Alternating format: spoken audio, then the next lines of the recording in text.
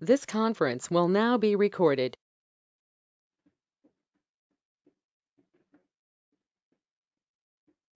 Okay, I'm starting the class. Today's topic is about peripheral arterial disease. This is one of the most common complaints that we see in a surgical OPD. The most common cause for a peripheral arterial disease is atherosclerosis due to the advanced stage or by virtue of smoking. Am I audible?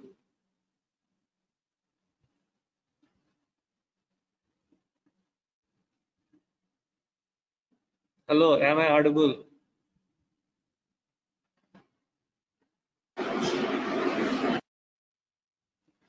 Hello. Yes, sir.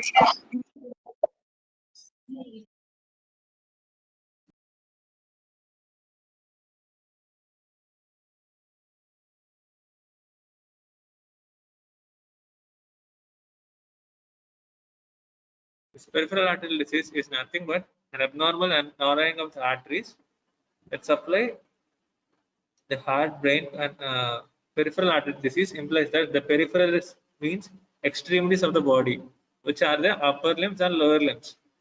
This arterial disease can also affect the mesentery, that is the intestines, can affect the brain and heart. A person who has peripheral arterial disease is prone to an arterial disease that affects the brain, heart, and the intestine. So peripheral arterial disease is not a solo disease. It comes with a complex of many other diseases. The characteristic is there is narrowed arteries which leads to reduced blood flow.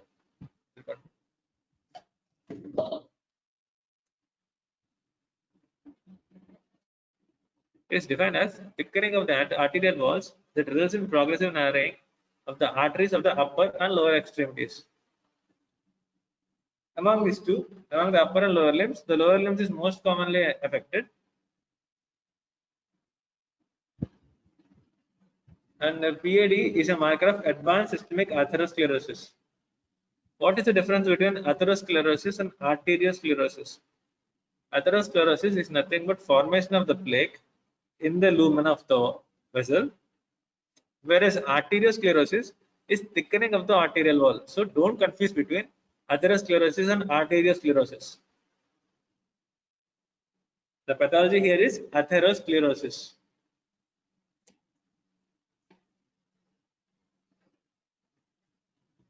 As I have mentioned, this condition, this peripheral arterial disease, may also be associated with reduced blood to heart and brain as well, along with the intestines. So these patients will have frequent headaches, non-specific abdominal pains, and pain on the retrosternal chest pain on exertion. The treatment to this peripheral arterial disease is a multimodality treatment. It can be treated with exercise, a healthy diet, and by quitting smoking. And early diagnosis and treatment is most important to stop the heart disease and cerebrovascular accidents.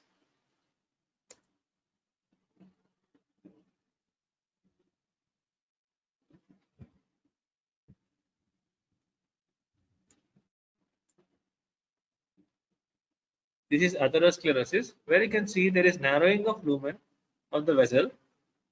This is by deposition of cholesterol and lipids within the vessel walls, which leads to progressive narrowing of the artery. Usually in a vessel, there is laminar flow, that is, the fluid in it flows in a straight line. When the path is obliterated, there is formation of eddies or currents, which alters the circulation, disturbing the Virchow's triad, leading to formation of clots. So, a vicious cycle is initiated by formation of atherosclerosis. There is altered laminar flow of blood leading to formation of clots and further complicating the disease.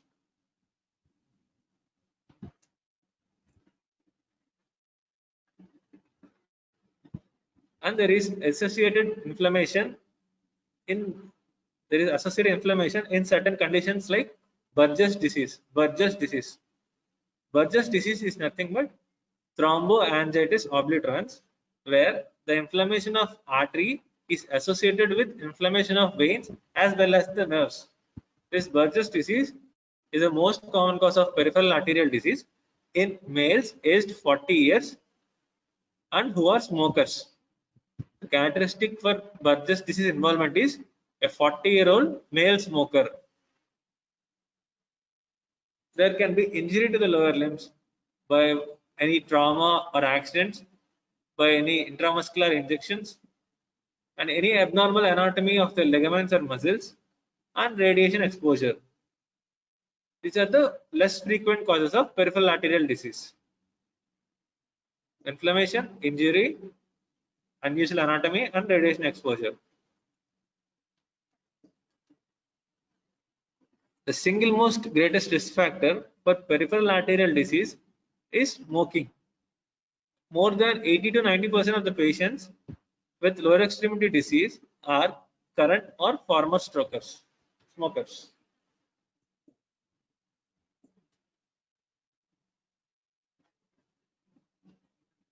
Like smoking, diabetes also leads to formation of atherosclerosis by causing smooth muscle proliferation in the intimal layer. And other associations are hypertension, hypercholesterolemia, and chronic kidney disease.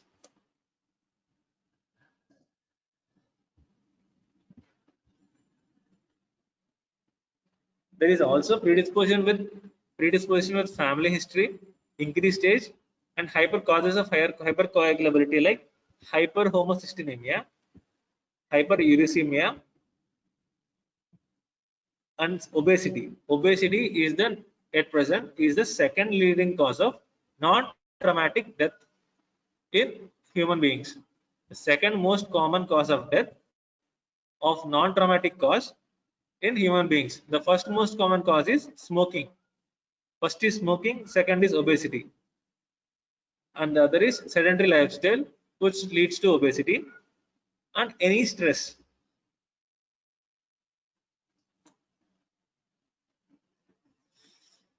These are the various pathophysiological mechanisms. In atherosclerosis, there is narrowing of vessel lumen, and in vascular remodeling, there is thickening of the vascular wall. And with endothelial dysfunction, there is decreased nitrous oxide production. This nitrous oxide is essential for vasodilatation. If there is no vasodilatation, the vessels will not be able to cope up with periods of stress and formation of thrombosis. All of these conditions lead to decrease in vascular blood flow, which leads to skeletal muscle ischemia, and this leading to peripheral arterial disease.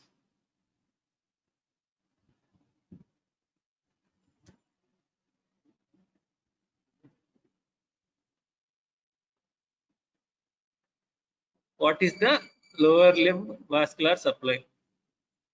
It is the common femoral artery or superficial femoral artery arising from the external iliac artery. It gives a further branch called profunda femoris artery within the thigh. At the knee, it becomes the popliteal artery, which becomes the anterior tibial, posterior tibial, and peroneal artery.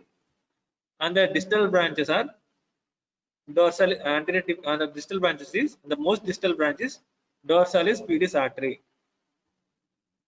Among these arteries, femoral and popliteal arteries are the most common outside in non-diabetics.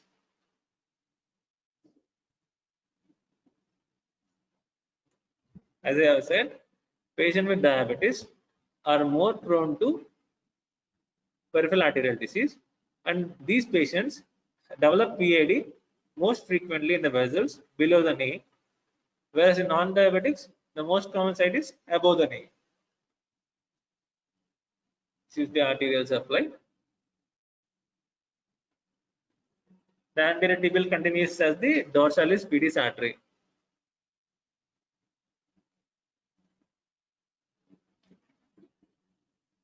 What are the various signs and symptoms? There is a classification called Boyd's classification, which helps in classifying the patient's symptoms. The first one is in Boyd. The first stage is the patient walks for some time, then he develops pain, and when he continues to walk further, the pain is relieved. This is stage one. This pain is relieved with further walking because the patient walks further, there is increased vascular supply, and there is with increased vascular supply, there is washout of the anaerobic metabolites. The reason for this anaerobic metabolites is, as we all know,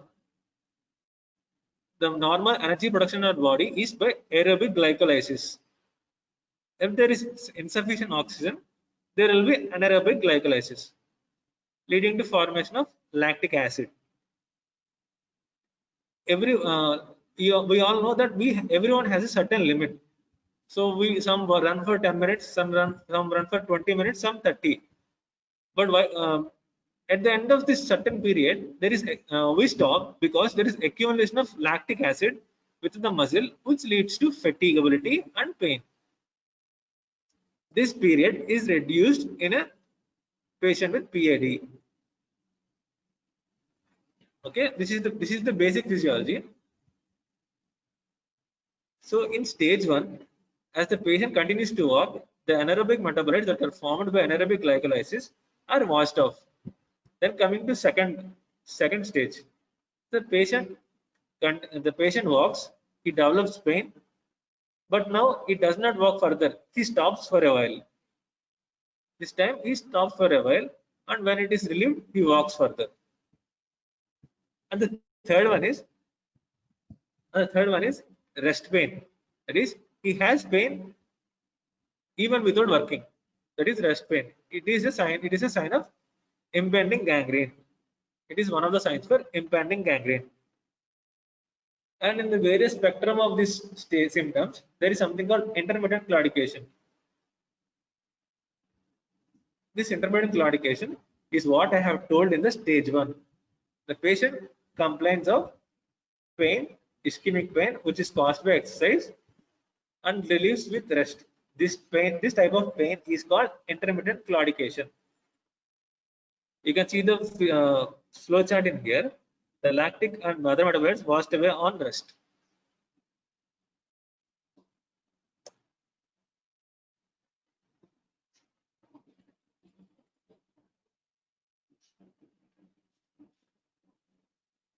And other symptoms being numbness and tingling in toes, because as vessels are not able to supply the vessels, they won't be able to supply the nerves either. That's why the patient will develop numbness and tingling, and there will be coldness in the lower limb. And with decreased blood supply, there is decreased wound healing, leading to formation of arterial ulcers or sores. The characteristic is punched out ulcer. There will be a punched out ulcer. In venous disease or varicose veins, there will be a sloping ulcer. In arterial disease, there will be a punched out ulcer. There will be change in the color of limbs, and due to neuropathy, there will be severe shooting, burning pain in the extremities. There is severe shooting, burning pain in the extremities. And there are the characteristic symptoms for peripheral artery disease are named as 6 P's: pain, paresthesia, paralysis, poikilothermia, pulselessness, and peripheral neuropathy. These are the 6 P's that are associated with peripheral arterial disease. On examination, you can notice a change in color. There will be loss of hair or slower hair growth, and there will be loss of bulk of the muscle. There will be loss of glistening, shiny. There will be loss of toenails, or there will be slower growth of toenails. The legs will be shiny. You can see various ulcers. On an examination, you can feel a decrease in pulse compared to the opposite side, or an absent pulse. And in males, if the arterial disease is at the aortoiliac junction, he will experience something called erectile dysfunction. He will experience erectile dysfunction,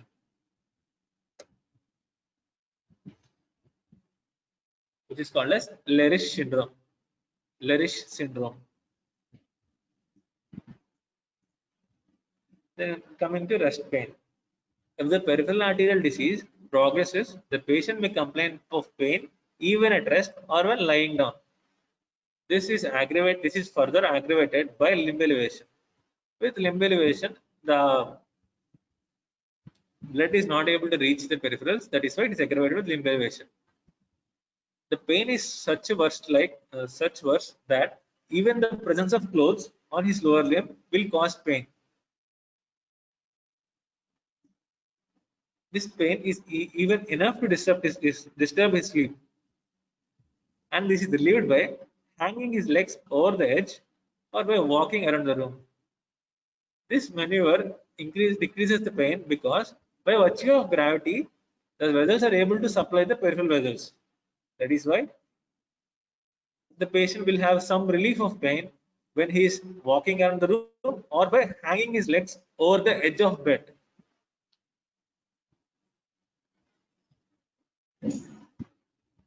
And this rest pain is due to ischemia of dying nerves. Ischemia of dying nerves. It implies that the nerves are dying. This is how the patient gets relieved from his pain by hanging his legs over the edge of the bed or chair.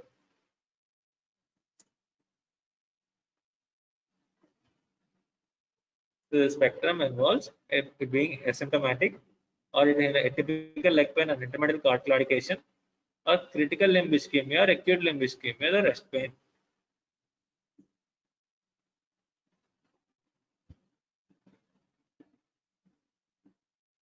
Critical limb ischemia. It is characterized by chronic ischemic rest pain which lasts more than 2 weeks and is with arterial leg ulcers or gangrene with the peripheral arterial disease. The patient may also have a history of diabetes, heart failure, and stroke.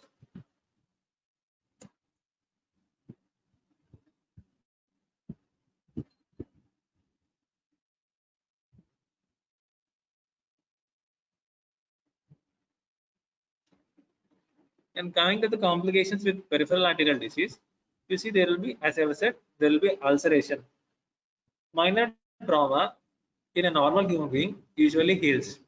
In these patients, it does not heal. And further, these and because of less blood supply, they are more prone to infection, leading to a bigger ulcer. For a small wound, there will be a bigger ulcer formation, and there will be slow healing or no healing at all. And as the disease progresses, the blood supply is cut off. Initially, the blood supply is maintained by formation of something called as collaterals.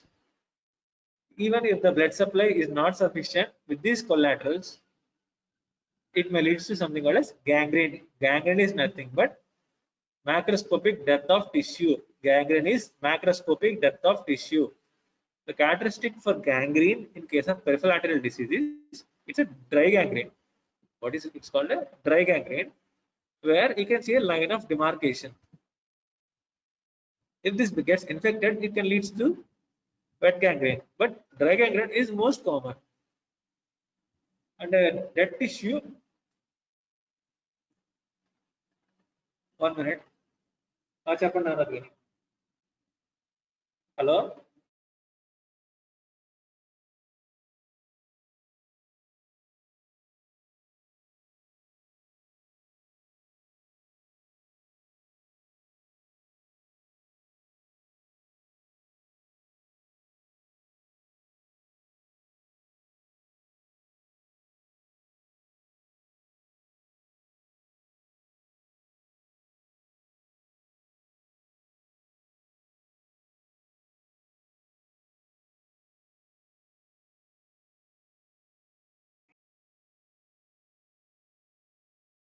The gangrene may be limited either to the toes or it can spread to as proximal as the thigh.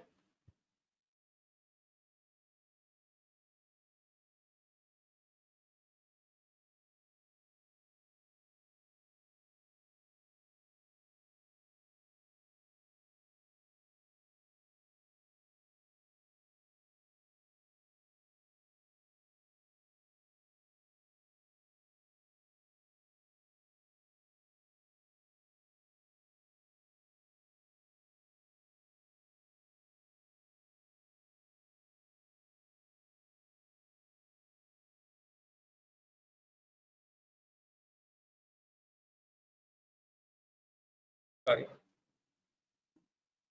So the gangrene can be either limited to the toes or it can spread to as proximal as the thigh. And the treatment for gangrene is always an amputation. Amputation. If the amputation is at the level of toes, it is called disarticulation, and if it is at the level of the limbs, it is called amputation.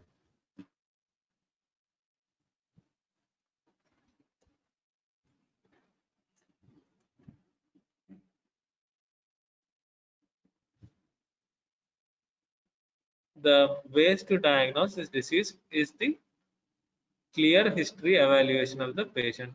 You need to evaluate for the risk factors. You need to get a history of the diet. You need to know his medication history. He can, because medication history is important because he might be a patient of cardiovascular disease. It may be a patient of arrhythmia. Arrhythmia is the problem is that there will be embolization of a clot which leads to sudden loss of blood supply. This sudden loss of blood supply leads to sudden gangrene. So this must be differentiated from the peripheral arterial disease. An embolic stroke, an embolic occlusion of vessels should be discriminated from the peripheral arterial disease. And we should know about the family history of any heart disease or blood vessel disorders or any blood disorders.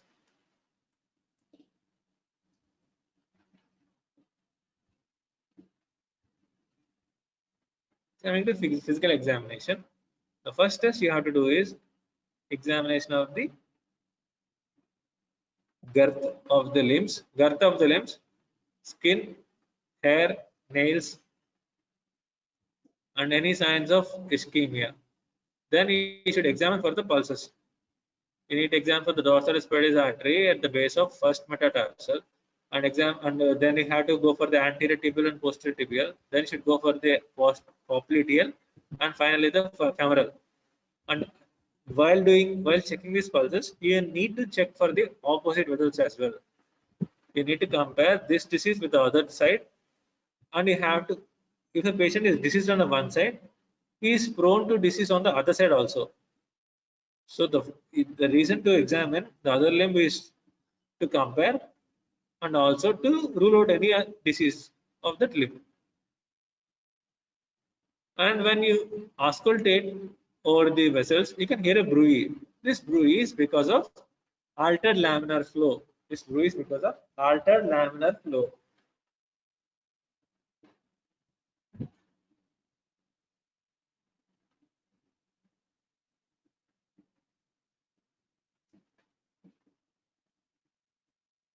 And when you examine for the blood pressures, there will be decreased blood. As there is decreased blood flow, there is loss of blood pressure, which the examinations of this blood pressure helps to calculate the so-called ankle brachial pressure index. Ankle brachial pressure index, which gives a prognosis or a picture of this disease.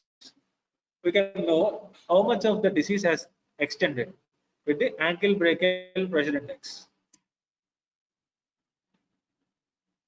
The various diagnostic tests. The investigation of choice will be a Doppler ultrasound.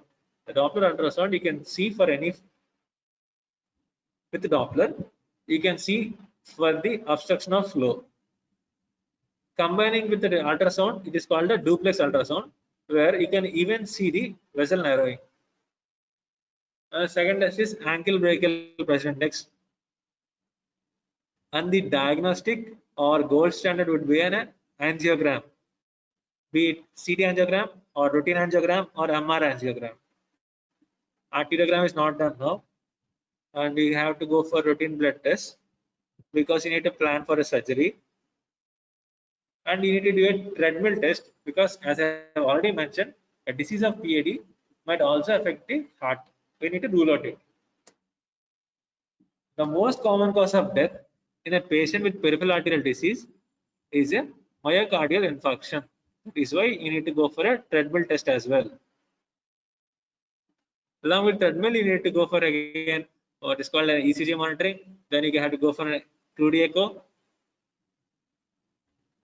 This is a Doppler ultrasound where this red and blue are representative of the direction of flow of blood. This red and blue implies the direction of flow of blood. And in the second image, you can see for the calcified flakes in the artery. If there is no color, there is no flow.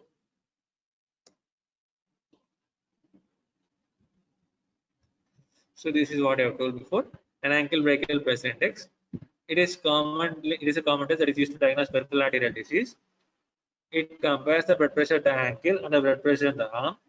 And the normal ankle brachial pressure index is 0.9 to 1.3. More than 1.3 implies that the vessels are calcified, and less than 0.9 implies it's a critical limb ischemia. When the ratio is less than 0.3, it implies impending gangrene.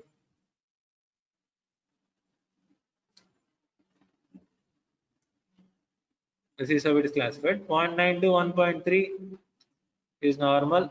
0.4 to 0.9 is mild to moderate. 0.4 is severe. Less than 0.3, it leads to gangrene. Less than 0.5, there will be claudication pain. Less than 0.9, there will be intermittent claudication. Less than 0.5, it will be critical limb ischemia. Less than 0.3, it will be gangrene. This is a treadmill test. MR angiogram. This MR angiogram or CT angiogram. It helps to view the vessels, the site of clot, or the site of clot or plaque, and the formation or extent of collaterals. This is an MR angio imaging. You can see an occlusion at the aortoiliac junction on the left side.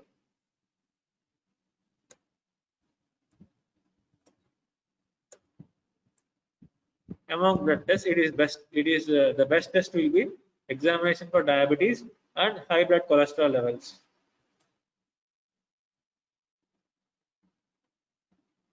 This is duplex imaging. Duplex is nothing but combination of a Doppler ultrasound and color Doppler. Color Doppler and ultrasound. Ultrasound plus color Doppler is duplex scan.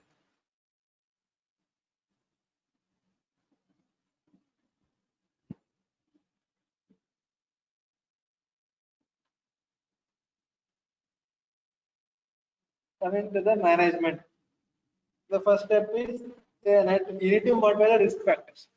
You need to modify the risk factors like stopping smoking, control of diabetes and hypertension, and there is drug therapy. Drug therapy to increase the formation of collaterals, to open up the blood vessels, to allow for vasodilation. Coming to risk factor modification, tobacco cessation is essential to reduce the cerebrovascular disease and PAD progression. And HbA1c.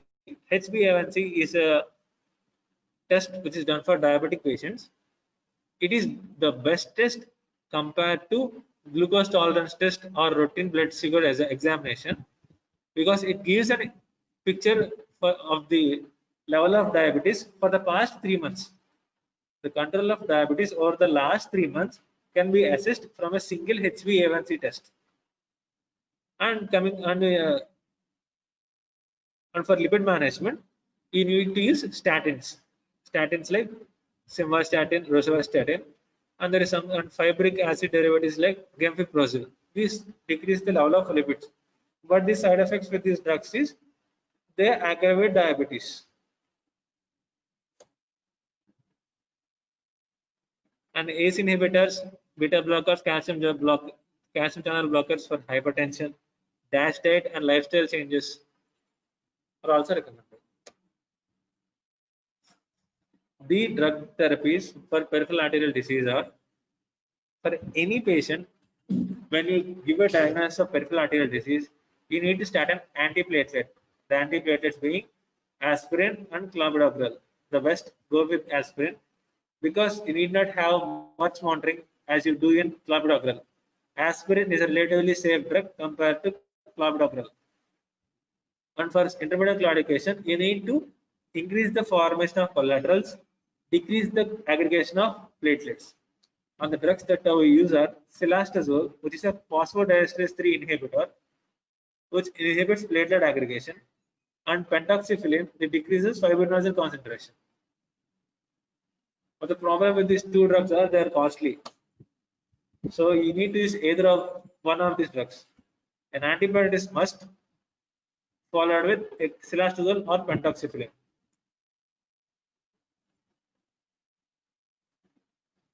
And you need to, and if the patient is obese, you need to ask him or her to decrease her weight or his weight. You need to have serious diet modifications.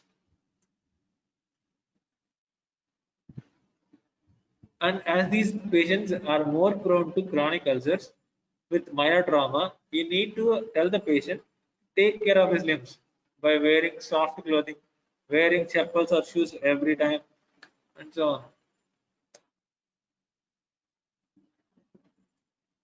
And if the patient comes with an ulcer, you need to have repeated dressings. You need to increase the chances for healing. You need to start antibiotics and local wound care, skin care, and so on.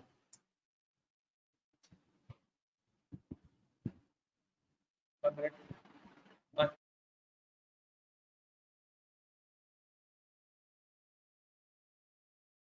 As I said, you need to make the patient wear soft, roomy, and protective footwear, and the patient to be made to lie in Trendelenburg position. Trendelenburg position is head up, legs down position.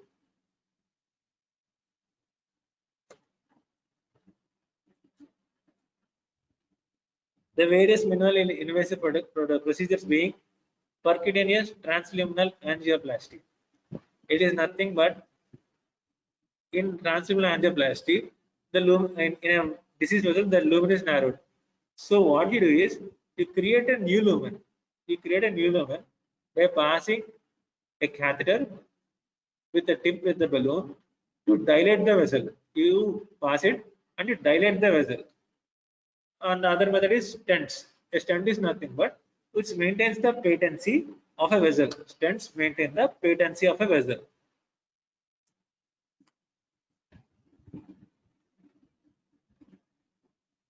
The first one is a transluminal. The first one is a balloon or transluminal angioplasty, where you pass the catheter and inflate it and maintain the patency with a stent. The other procedure being atherectomy, where you remove the obstructing plate.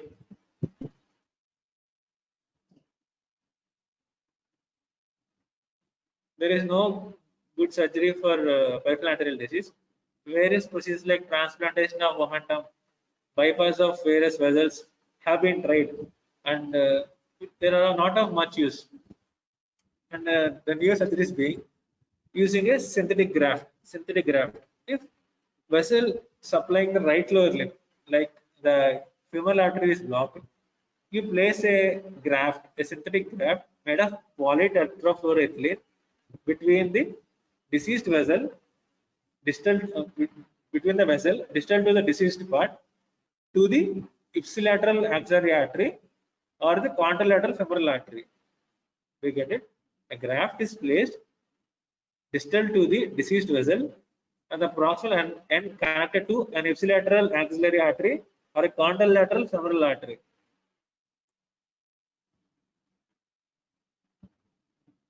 Or if it is a long, short segment, you can bypass with a proximal and distal vessel of the same vessel. The first one you can see a graft where the graft bypasses the occluded segment. The second image shows the embolectomy or plaquectomy.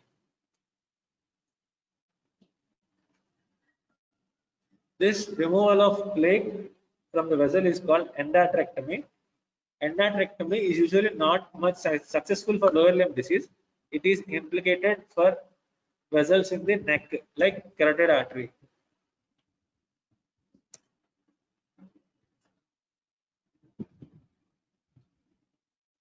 This is graft angioplasty. The white one, the white color one which you see is a graft.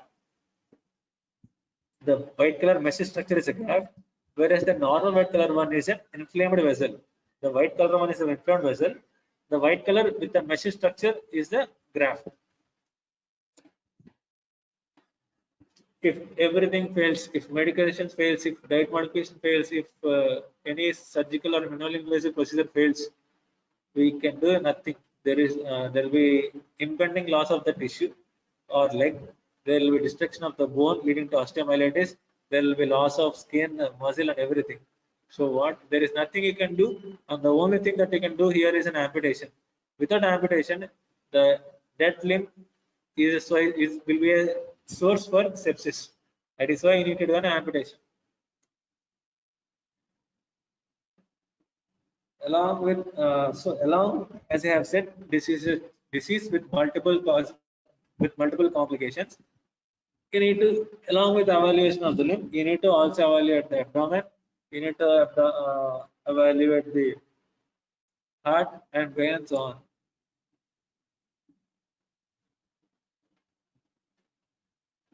The pain in abdomen, it will be a severe abdominal pain, which is more common after eating. And you also need to assess for the ulcers of toes and feet.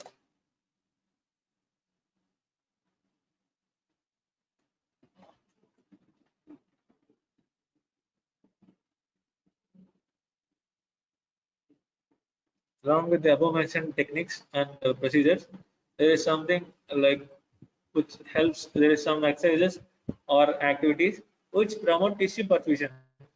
They being frequent neurovascular checkups, a well-balanced diet, encouraging walking, massaging, and so which increases collateral formations. And as I've already mentioned, you need to protect your foot by wearing socks and shoes or any protective coverings, and to avoid minor traumas, and teach the patient about foot care, about regular washing, drying, and inspecting their feet daily. And if any trauma has occurred, advise the patient or encourage the patient to apply moisturizing lotions or local antibiotics. This is in brief about peripheral arterial disease.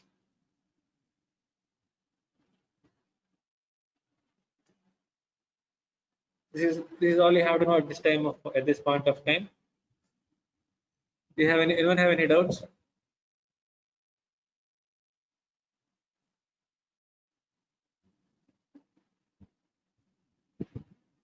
Does anybody have any doubts?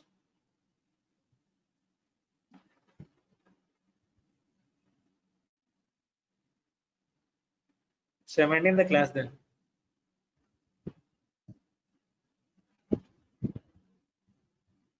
Anyone? Does anyone have any doubts? Please tell.